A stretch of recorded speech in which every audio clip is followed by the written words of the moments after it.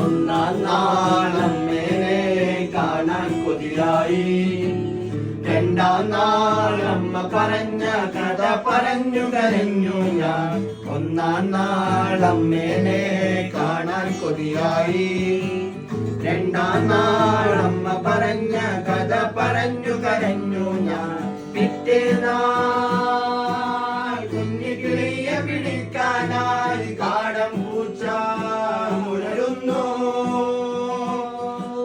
നാലാം നാൾ ഉറക്കത്തിൽ കാടൻ പൂച്ചയെ കണ്ടു കരഞ്ഞു ഞാൻ.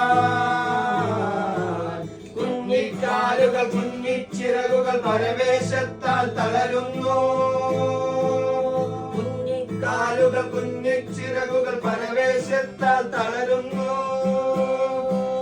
അഞ്ചാം നാളമ്മ വന്നു.